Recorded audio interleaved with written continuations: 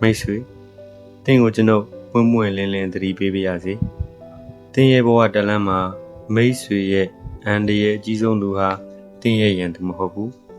မိတ်ဆွေရဲ့အရင်အနည်းဆုံးလူငယ်ချင်းတွေပါပဲဟုတ်ပါတယ်တင်းကြားတာမမှားပါဘူးအဲ့ဒီတင်းနဲ့နေ့တိုင်းရေမောနေတဲ့မိတ်ဆွေရဲ့လေးဝက်ချက်တွေကိုသိနေတဲ့သူငယ်ချင်းတွေပါပဲအားကြောင့်လဲဆိုတော့မနာလိုစိတ်အဲ့ဒီမနာလိုစိတ်ကြောင့်ပါပဲသူကတင်းပေါ်စိုးမိုးခြင်းနဲ့တင်းကသူ့ထက်သာသွားမှကြောက်တယ်သူ့ရဲ့စိတ်ကအပြောင်းလဲမြန်တယ်ဒီနေ့တင်းဘက်မှာရှိနေပေမဲ့မနှက်ဖြန်အခွင့်သာတာနဲ့တင်းရဲ့ကြိုးကိုဓာတ်နဲ့ထိုးဖို့ကိုမလေးဘူးသူ့ရဲ့ချစ်ချင်းတဲ့ပြိုင်ဆိုင်လူစိတ်ကပိုကြီးနေလို့ပါဒါပေမဲ့မိတ်ဆွေရဲ့ပြိုင်ဘက်ဟောင်းမိတ်ဆွေရဲ့ရန်သူဟောင်းကိုကြည့်ပါသူ့ကိုတင်းဘက်ပါအောင်ဆွဲဆောင်နိုင်ခဲ့ရင်သူကမိတ်ဆွေရဲ့သူငယ်ချင်းအရင်နေထက်အစတရ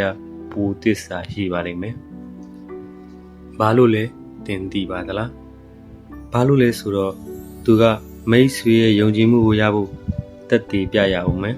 ။သူတစ္ဆာတရားကိုတင်ယုံလာအောင်ဒီဆောက်ပြရမယ်။သူကရယူဖို့မဟုတ်ဘူး။တက်တည်ပြဖို့ရောက်လာတာပါ။ဒါကြောင့်တင်းအနေနဲ့မှတ်ထားပါမိတ်ဆွေများလို့သဘောမကျနဲ့ရန်သူမရှိလို့ခုံမယူနဲ့တင်းကိုပြောညံ့သွားသေးတာမိတ်ဆွေရဲ့သူငယ်ချင်းပဲတင်းကိုအမြဲတမ်းထက်မြက်စေတာမိတ်ဆွေရဲ့ရန်သူလောကမှာရန်ဘက်ရှိမှတင်းရဲ့နေရာကခိုင်မြဲမှာ